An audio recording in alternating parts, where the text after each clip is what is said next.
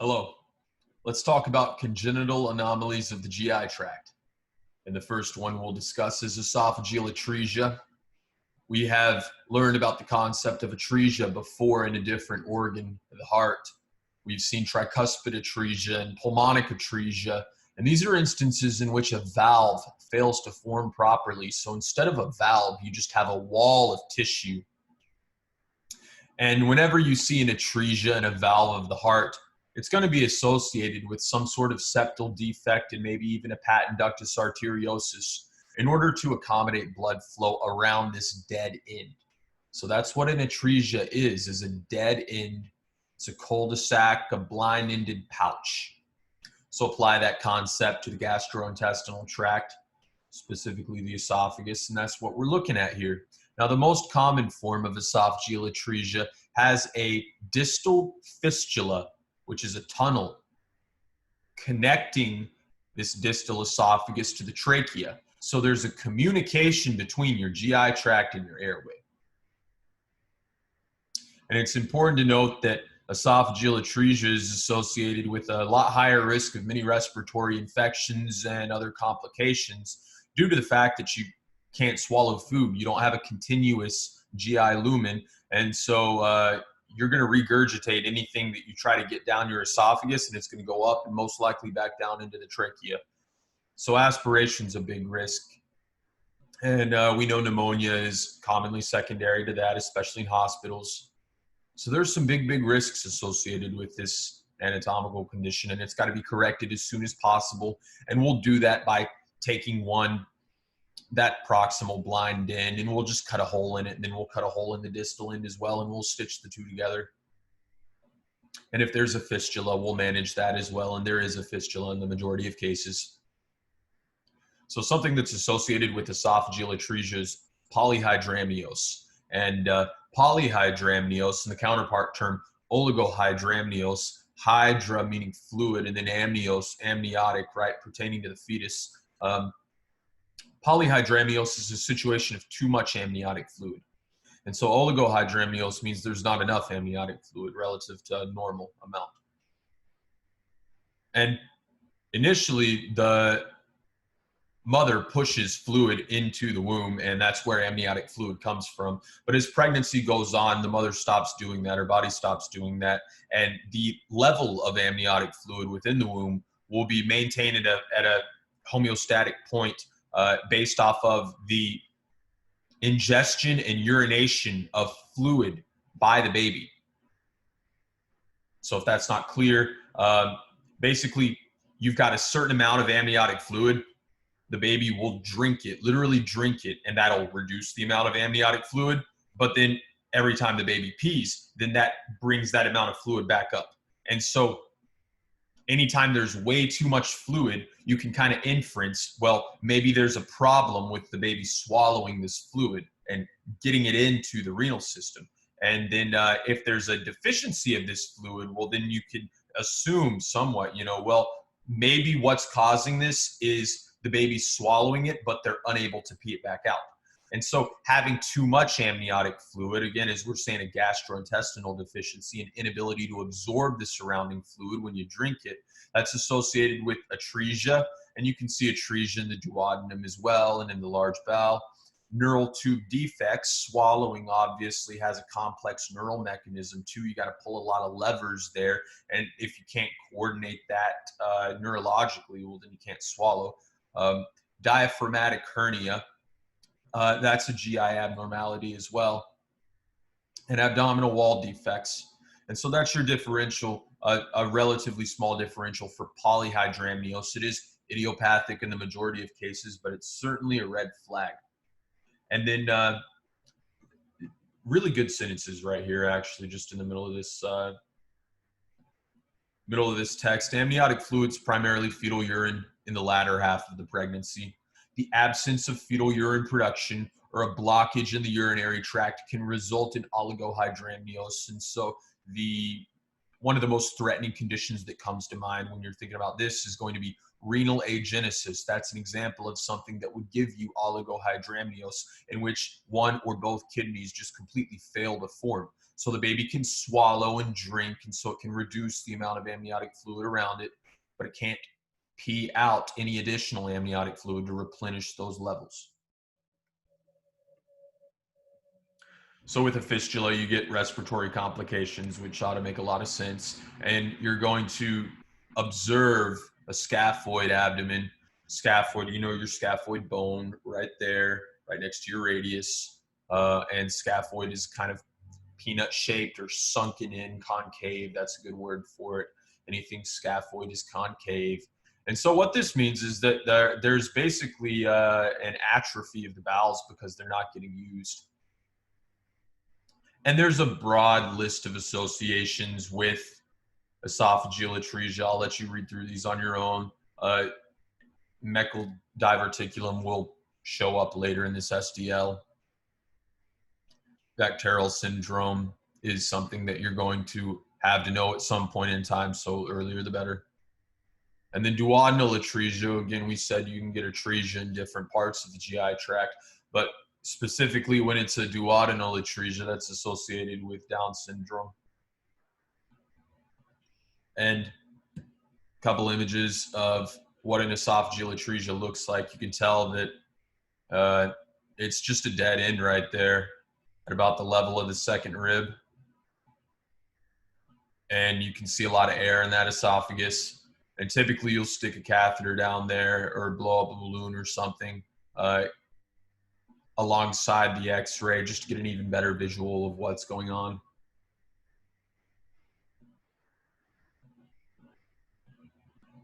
Congenital heterotopic gastric mucosa is the presence of mature gastric mucosa in sites outside the stomach. So we've seen something very similar to this in the esophagus, and it's called Barrett's esophagus, typically observed in the distal esophagus. But Barrett's esophagus is different because Barrett's is a reactive change, whereas heterotopic gastric mucosa is a congenital abnormality. You're born with it. And it has to do with tissue migration and all that good stuff, whereas Barrett's is a metaplasia or a change in cell type from one cell to another. It's kind of like they're changing jobs. Gastric mucosa is very glandular. Esophageal mucosa is not really that glandular. There's some mucin secreting glands, but gastric glands do not secrete mucin, and you will not see any goblet cells in gastric glands. You will see some goblet cells in the esophagus because you want to keep it well lubricated. So if you're seeing a lot of glands within the esophagus, if you see a patch of them and they don't have any goblet cells in them, that might clue you in. And as you look at more and more and more normal histology, you'll become very adept and quick at identifying something as obvious as a heterotopic gastric mucosa. The most common location for this is in the proximal esophagus. Now, proximal esophagus, that's like the top of the esophagus, right? Just below the upper esophageal sphincters. So that's kind of in the middle of your cervical vertebrae there. That's not quite way down next to the diaphragm where the bottom of the esophagus is. And that's also going to contrast it from Barrett's esophagus, which is most typically a metaplasia of the distal esophagus. Also like Barrett's, and the reason why there's a differential, you see salmon-colored patches, and the salmon-colored patch is the gross appearance of this gastric tissue. And then you could see heterotopic stomach tissue in the duodenum as well, and there are glands in the duodenum, but the glands in the duodenum, and specifically the villi and the crypts, have a very significantly different appearance than glands of the stomach. So let's take a quick peek at what's going on histologically with this heterotopic stomach tissue. Here's the salmon-colored patch on the left. Again, presenting very similarly to Barrett's esophagus, and it's all about where do you observe this within the esophagus on endoscopy. It's probably going to be somewhere in the question stem, and it's just one word, you know, proximal or distal, so read it carefully after you understand what they're trying to ask you. Right here on the right, we've got an example of heterotopic gastric mucosa in the duodenum. And I've circled some normal duodenal tissue in green here, and specifically on the far right, you can tell that there are goblet cells, mucin secreting cells. They're hollowed out, washed out. That's a good term for them. The oval cells that you see along the right margin of that endothelial glandular lumen, those are goblet cells. You do not see those in the stomach. So because you see those in that gland, you know that is not the heterotopic gastric mucosa in this picture. So then you're like, well, okay, where is the heterotopic gastric mucosa? And it's all right up here in the middle.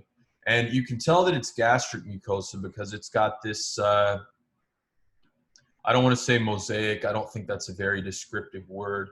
It's got this heterogeneous blend of chief cells and parietal cells, which are unique to the lining of the stomach. And parietal cells are these big eosinophilic pink cells. They're globular, circular, kind of fried egg in appearance. And then chief cells are more basophilic. They're more purple, and they're a little bit smaller, and they go around ducts. So again, if we could kind of box in the heterotopic gastric tissue that we're looking at here, there's 4 corners. We're looking within this box here, and we're seeing some chief cells which secrete pepsinogen. I've circled them in blue. And again, notice that they're typically around a lumen. They're kind of small, basophilic, purple, maybe some neuroendocrine cells, which are also pretty basophilic, mixed in between chief cells and fairly indistinguishable from them. But parietal cells, I've tried to go through and label them with some green arrowheads. Those look very different from chief cells. Parietal cells secrete acids, protons and hydrochloric acids, and they're responsible for maintaining the acidity of the stomach. And they are stimulated by gastrin, which is produced by G cells down in the antrum of the stomach. And G cells are neuroendocrine cells. So whenever these parietal cells get poked, and there are a lot of different things besides gastrin that can activate them, histamine, for example, whenever they get poked, they generate acid. So it's very important to recognize parietal cells, because if they ever want to ask you, oh, what's the function of this cell, or what's the function of the damaged cell in this patient's pathology, you have to understand, number one, they're asking about parietal cells. Number two, parietal cells are the ones that produce a low pH. So again, green arrows, hopefully you're able to tell what they are. And then one more time, I've highlighted this normal duodenal gland with yellow, boxed it in yellow. And again, what we're seeing and what I've referred to with these arrows are some goblet type cells. I'm not sure if they are goblet cells, but they're certainly goblet-like, goblet-esque. They're producing mucin. They're secreting a lubricating fluid, because digestion's a pretty rough process. But again, you don't see those mucinous glands in the stomach, because that's not the role of the stomach. The role of the stomach is just melt everything with dragon breath, right? So that's our heterotopic gastric mucosa, and we'll touch on normal gastric mucosa in our normal histology lectures. So pay good attention to those, learn the normal, and then everything abnormal is going to make a lot of sense. Infantile hypertrophic pyloric stenosis. I like this one because this is okay. This one is basically the pylorus of baby's stomach has been getting it like 6 days a week, 2 days, hitting curls, hitting flies, you know, hitting the pull downs and the pull ups, hitting the dips, you know, hitting the squats and the deadlifts. And baby's pylorus is yoked. Baby's pylorus is so big that it's about to go win, you know, like man of the year.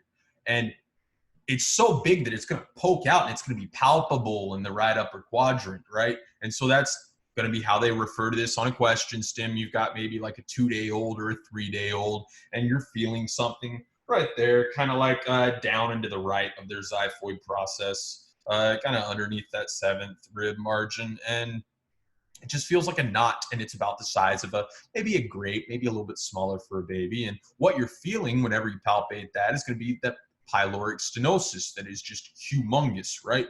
So again, 3 to 5 weeks of age, very early on. Symptoms include projectile vomiting, non-bilious vomiting, and that's important because if it were bilious vomiting, you would be inferencing some sort of obstructive malformation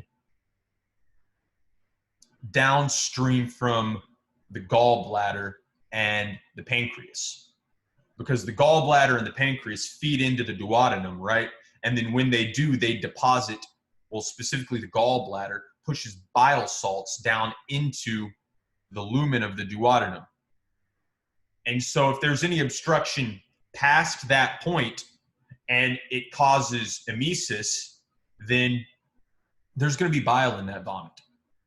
But if the obstruction is before the communication between the gallbladder and the lumen of the small intestine, there's not going to be any bile or bile salts in that vomit. And remember that bile is created, it's a breakdown product of heme, and we use bile salts to help us absorb fats. So the lateral edge of the rectus abdominis, those are the dudes in the middle, right next to that six-pack. Baby doesn't have a six-pack, who am I kidding? Right next to that, you're going to palpate a mass, and it's your hypertrophic pyloric stenosis. Blood tests include hypochloremia, hypokalemia, dehydration, metabolic alkalosis. They're losing fluids, makes sense. Typically diagnose ultrasound, but again, if you palpate that mass, then this should be at the top of your list of things that you have a suspicion for, with maybe an incidental tumor being the only other real possibility. Some risk factors, 3 of them: smoking, bottle feeding, erythromycin. This is cool. So erythromycin will bind to the motilin receptor, and motilin is a signaling peptide that does exactly what it sounds like it does. It stimulates motility. And so every time that motilin receptor is activated, baby's stomach does a curl. And so erythromycin, as is needed if baby's got conjunctivitis, is going to get his stomach ripped.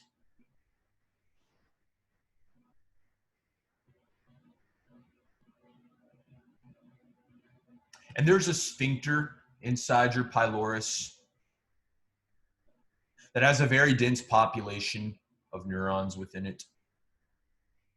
The reason being, it has to open and close in a very synchronized manner with the rest of your GI tract. It's got to fit into a script, you know, it's got to play its part right, musically speaking. And a hypertrophy of the pylorus can really crowd out those nerves and frustrate them and cause some signaling deficiencies, most often presenting as a failure of the pyloric muscle to relax, which is where you get the vomiting from. Because you're trying to get the food to go down, but it's not going to go down because that pylorus is stuck. It's kind of like what's that thing where you're thoracic outlet syndrome. It's kind of like that, you know, the muscle hypertrophies so much that it just clamps down on this opening. And so it's also kind of similar to achalasia, which we saw at the lower esophageal sphincter. It's similar in the regards that this sphincter is just closed and there's nothing you can do about it. And so where's the food go? Again, back up. And vomiting, you see that in achalasia too. So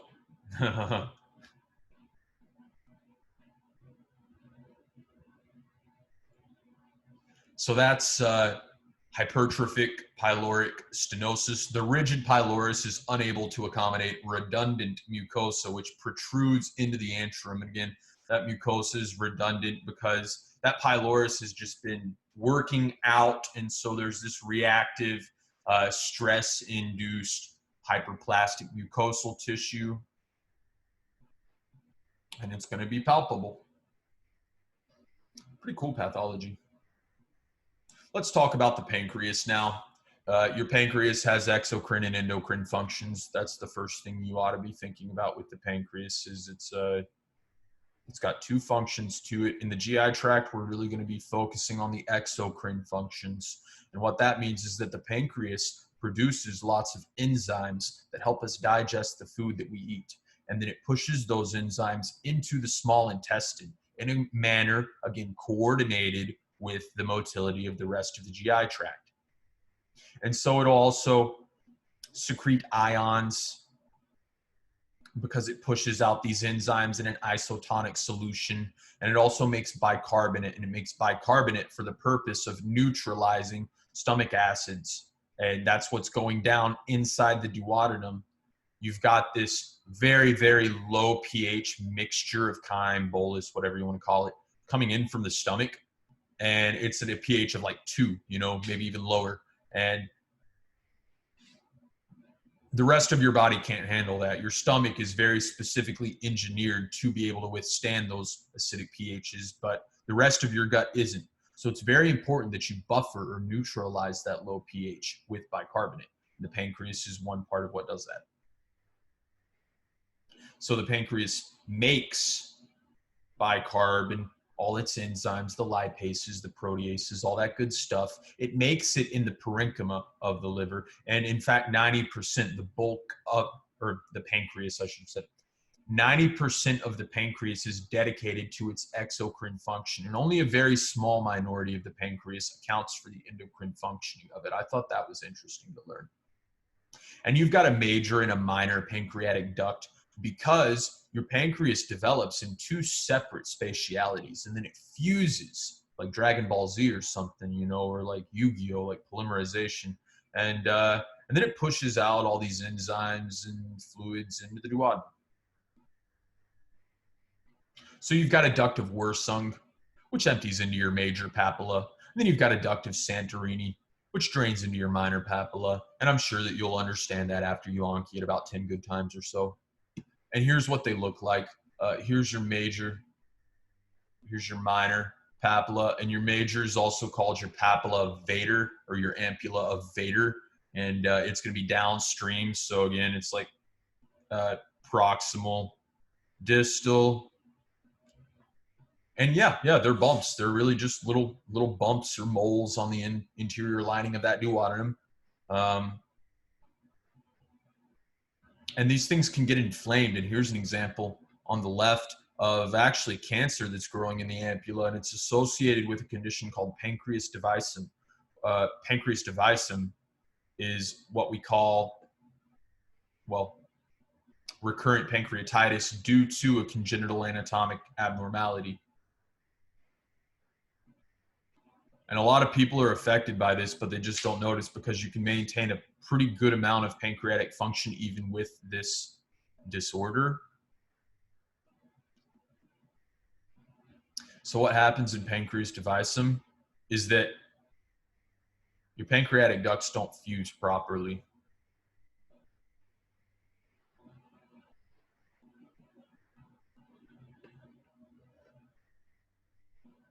Toward the end of the second month of embryogenesis, timeline questions are always important when we're thinking about embryology. And so if the majority of the pancreas drains via one duct, then what that means is that one duct's got to pick up a higher workload to accommodate for the fact that the other duct's got a lower output because of this lack of fusion of the minor and major ducts. And so the duct that's picking up all the slack is under a higher stress. And so with the higher stress, can you see that there's a way higher risk of like a hyperplastic obstruction of this duct, or maybe even the development of a cancer within this duct or on that sphincter. That's the best way I can explain it. One duct is picking up the slack for the other. So heterotopic pancreas, we just looked at heterotopic gastric mucosa. Heterotopic pancreas, same thing. You see pancreatic tissue found outside the pancreas without any connection. Histologically, pancreatic tissue really stands out when it's in the middle of the GI tract because pancreatic tissue is pretty dense and it's not very glandular at all, and it certainly doesn't have villi or crypts. And so if you see some pancreatic tissue, well, you're going to see it in the stomach. Gastric, antrum, and pre-pyloric regions are the most common sites for heterotopic pancreas. They're associated with a couple of associations. I think that might be a test question, you know, especially because these two things are in this SDL. Meckel Diverticulum and Duplication. So know the associations, be able to recognize it. It's always going to be in the stomach. I don't think anything's too complicated about that. Especially because, well, the differential anatomically for weird pancreatic tissue, the only other thing in this SDL that's like weird pancreatic tissue is the annular pancreas. And that's only going to present in the duodenum. That's not a gastric disease. And so the differential between the two of these is fairly easy. Annular, meaning ring-like, well, the duodenum is surrounded by this pancreatic tissue that's just squeezing it. Won't let go. And it's due to a misrotation of the ventral pancreas, again, in that second month of gestation. You've got a dorsal and a ventral pancreas, and the ventral is the one that moves to fuse. The dorsal doesn't go anywhere. So recognize it's that ventral pancreas that's got a problem with it. Symptoms present in the neonate period as feeding intolerance, bilious vomiting, and abdominal distension. And again, the reason why this has a bilious vomiting is because this is downstream from where the gallbladder injects itself into the duodenal lumen. And so obviously, whenever food goes up, it will have already had some bile deposited into it by the gallbladder, versus the hypertrophic stenosis that gave us the non-bilious vomiting. Intestinal atresia. Complete occlusion of the intestinal lumen. You might see a stenosis that's an incomplete occlusion or a narrowing, but those are a lot more rare. Duodenal atresia is the most common. Small intestinal atresia. And the small intestine is the most common site of atresia in the bowels. This is one more thing that will give you a bilious vomiting. So again, why are you vomiting? Food's going down and then food just hits a wall and food can't go any farther. And so eventually you keep feeding baby because you have no idea that baby has this problem, and you feed it so much that the food just backs straight up out the mouth. You can see dehydration, weight loss. So of course you're going to be getting a metabolic panel with this, and you'll recognize dehydration as a lack of ions, along with a little bit of an alkalosis. Polyhydramnios, let's revisit this concept. Baby swimming in amniotic fluid. There's a certain amount of amniotic fluid around the baby. When baby swallows, he drains the pool around him. When baby pees, baby fills that pool back up. That's it. So polyhydramnios, too much water in the pool. Oligohydramnios, not enough water in the pool. Polyhydramnios, baby's not swallowing. Oligohydramnios, baby's not peeing. That's it.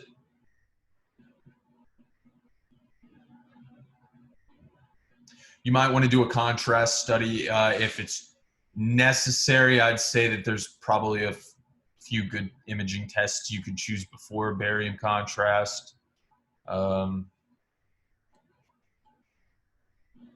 again, understand that what you're going to see on an image, if they don't tell you any of that in words, is a blind-ended pouch or a cul-de-sac, a non-continuous lumen, versus a duplication, which does have a continuous GI lumen. Now, duplication, this is also exactly what it sounds like. It's a doubling of a stretch of bowel. Duplications contain all three bowel layers: mucosa, submucosa, muscularis. Small intestine is most frequently involved.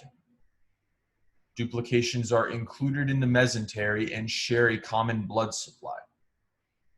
So they're not going anywhere. If you understand those couple of sentences and understand what it looks like, you're going to recognize this every time you see it.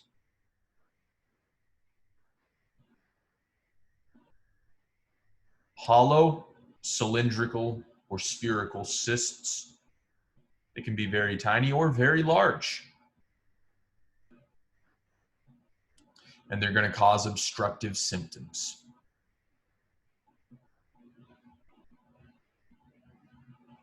And that's also a big part of the differential between a small duplication and a Meckel Diverticulum, is that you're really not going to see an obstruction with Meckel Diverticulum.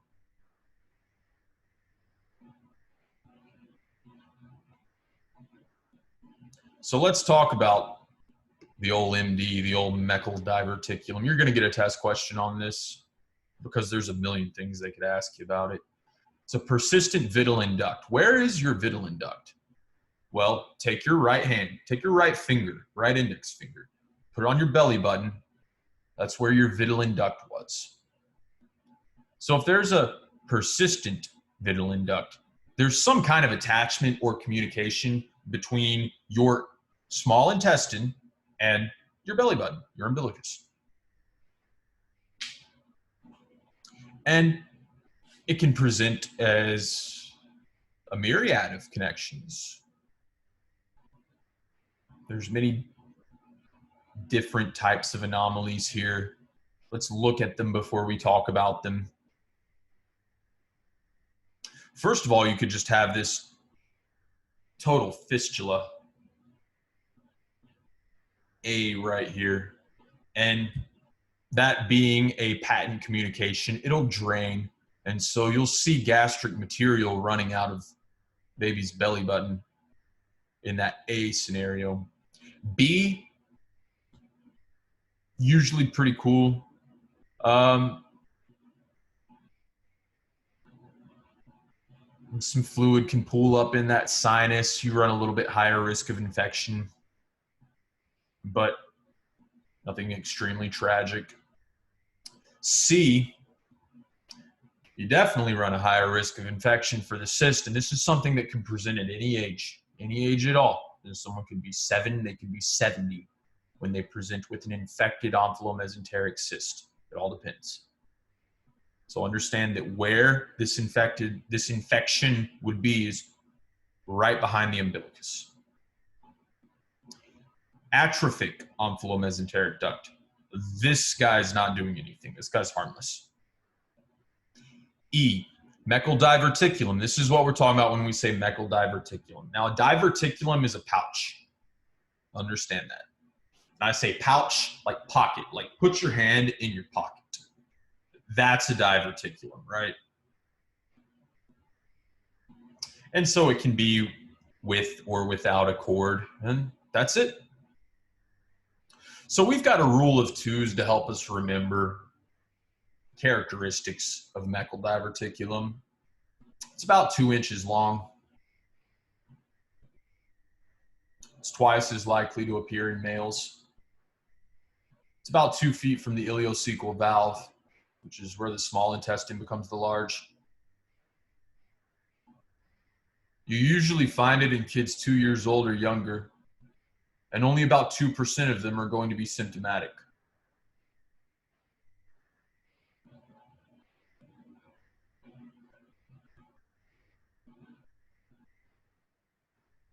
It's a true diverticulum, not a false diverticulum.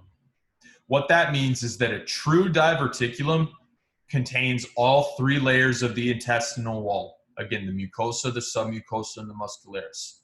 A false diverticulum does not have a muscularis. It'll be lacking some layer. It might be just a mucosal outpouching. And that'll be given to you in a question stem referenced by pathology.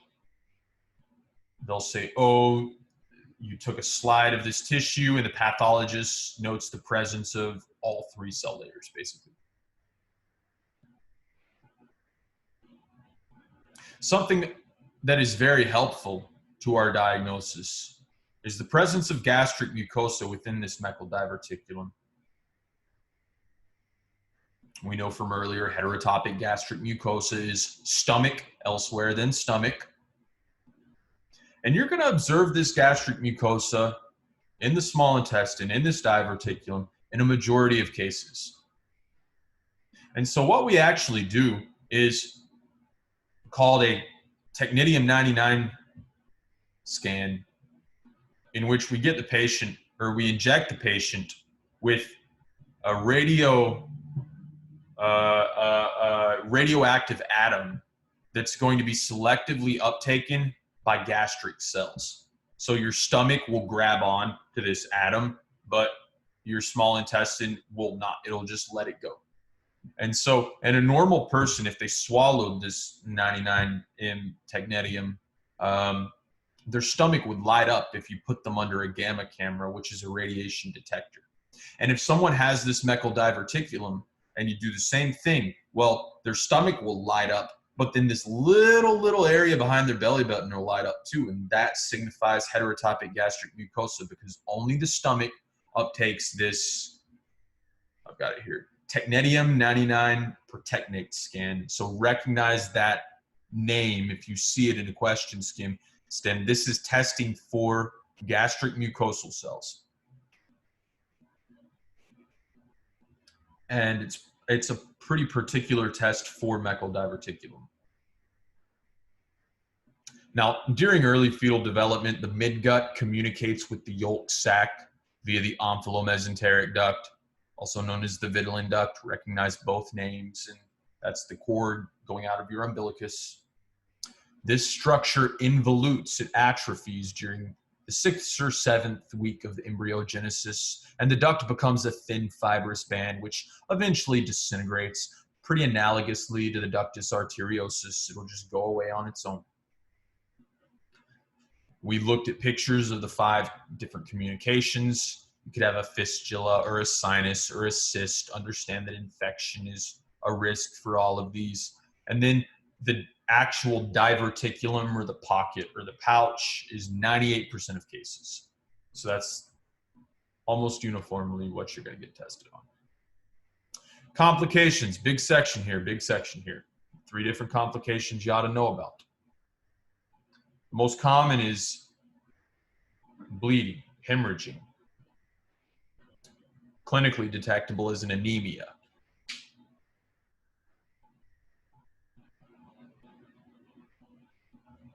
So it could be blood going up or blood going down. Usually going to be blood going down or out the anus. And there's a good differential for Hematochezia and Melena. And the SDL says that succinctly. Hematochezia is the passage of bright red or maroon stool, and it needs to be distinguished from melena, which is stool with blood that has been altered by the gut flora and appears black or tarry. Now, I'm going to take a break and talk about these 2 findings. Probably should have warned you. So Hematochezia is here on the left. You can tell it's pretty red. You know, it's like Kool-Aid red. And then melena, that's on the right here. And this is your classic tarry stool. When someone says tarry, that's what they're referring to. And so one's red and the other's brown, and you might wonder why. And it's because of the oxidation state of the heme, the ring, peripherin ring containing an iron in the middle. Well, that can be ferrous 2+ or ferric 3+ iron, right? And it can also accept a diatomic oxygen. It can bind to that, and that'll alter the tension of the ring and alter the valence status of that iron in the middle of the ring, which is going to change the photoabsorptive properties of the shape of this protein. And so that absorptional shift is reflected in the darkening of blood whenever there's oxygen-bound iron in the middle of heme. See, we've got normal unbound iron on the left there in this tube of blood, and then oxidized iron on the right. And this is actually methemoglobinemia, which is going to present with some chocolate-colored blood, very dark blood, due to the oxidation of iron. And this is the exact same concept that we see with Hematochezia and Melena. So Hematochezia is normal hemoglobin. It's not been oxidized, but Melena has. And the reason why is because of stomach acids. All those acids and enzymes in your upper GI system oxidize hemoglobin. So they're going to darken stool. Whereas if you've got blood spilling out into your lower GI tract, after the contents of your gastrointestinal tract have already been through the stomach, already seen all those enzymes, well, then if you've got a lower GI bleed, then the blood cells that spill out and the hemoglobin that spills out into this digestive material has not been altered by stomach acids or enzymes. So it retains its non-oxidated, as I should say, reduced status as ferrous iron. So the difference in a upper versus lower GI bleed is the color of the stool. And the difference in the color of the stool is due to the oxygen or the oxidation status of heme. And the oxidation status of heme is dependent upon interactions with stomach acids. So if it's oxidized, it's from the upper GI.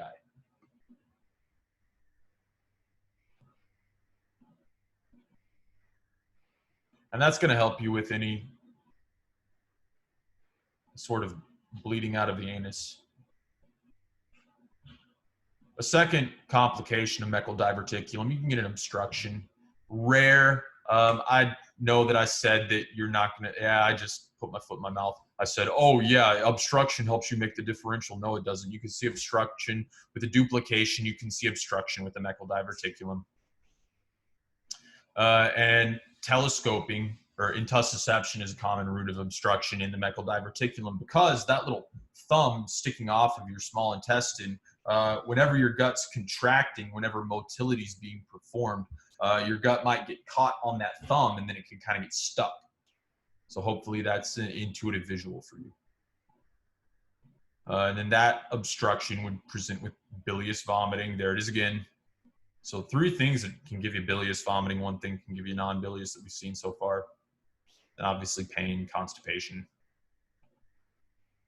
And then the third most common complication of this Meckel Diverticulum is diverticulitis, which is just an inflammation, typically an infection of that little thumb-shaped pocket.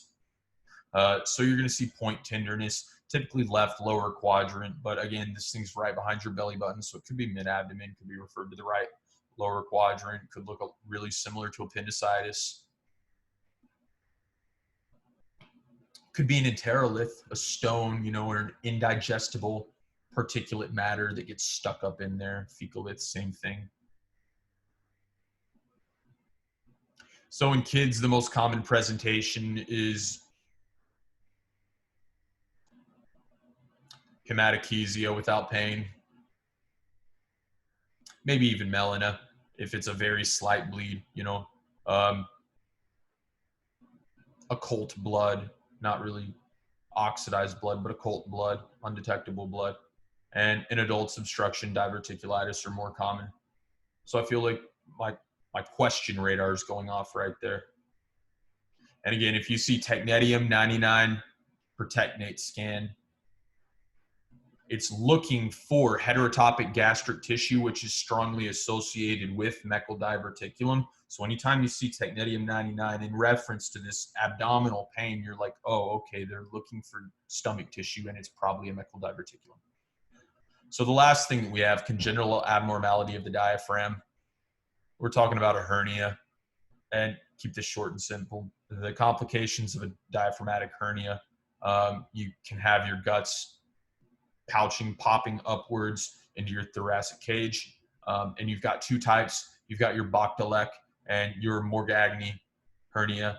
And your Bachdalek is going to be to the back, and to the left side of the diaphragm most often. And so Bach to left sounds like back to left. And so that's how you're going to remember it. And then Morgagni is the one at the front. You just remember one and you don't have to remember the other.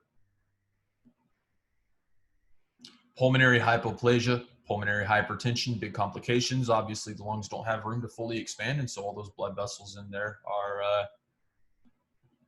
going to be a little bit volume overloaded because they can't stretch out. And then hypoplasia, that's just kind of a failure to thrive manifested in one organ system. Remember, your diaphragm has really three parts: lumbar, sternal, and costal, and we name the diaphragm regionally depending on where it's attached to. And so right next to your lumbar spine, that's the lumbar part of the diaphragm. And then where it attaches to the ribs, that's the costal diaphragm. So a Bach-Delict hernia is like a lumbar hernia, a hernia of the lumbar diaphragm. And a Morgagni will be a hernia of the sternocostal diaphragm. Now this diaphragmatic hernia is due to genetic or environmental triggers, does not seem to be pretty familial. We're thinking there's some sort of teratogenicity involved here. And it's almost definitely a somatic mutation rather than a zygotic. So this might be a question too. Again, if I were going to ask a question, what's something that sets these two apart? Well, the Bach to left, the back to left hernia allows for the herniation of the small bowel and the large bowel, and even things like the pancreas and the stomach and the spleen. The Morgagni hernia in the front only allows for the transverse colon and the liver to poke through, not really small bowel involved there. So that's something that's different between the two of them. What's the big complication? Respiratory distress. How do you recognize that? Well, baby can't breathe. Again, it's very, very fulminant and immediate. First minutes or hours of life. Diminished breath sounds. Scaphoid abdomen. Again, because all the guts pushed up into the thorax. If you do an X-ray, you'll see bowel gas above the diaphragm, typically mediastinal shift. And treatment for this condition, you want to make sure that you can do as much as you can for the lungs before you fix the hernia itself, because if you fix the hernia first things first and then worry about taking care of the lungs, well, the lungs are really sensitive to that first day or so of life, you know. And by that time, even if you fix the hernia, they might already be into full set pulmonary hypoplasia, you know, and it might be really, really bad. And so you want to take care of those lungs first and make sure they get the supplemental therapy that they need. Things like a big oxygen mask, maybe ventilation. You want to get them on milrinone or some other sort of preload reducer that's going to take volume off the lungs to reduce that hypertension. And you're also going to want to get them on a high protein drip with some vitamin A too, because that's a very important vitamin for the development of your membranous lungs. So that's diaphragmatic hernias. You're going to see a question about a Meckel Diverticulum, and you're going to see a question about some sort of esophageal atresia, I imagine. And then other than that, these things should set themselves apart very well. Just have an eye for congenital abnormalities whenever you are presented with blood coming out of either orifice. Thank you very much.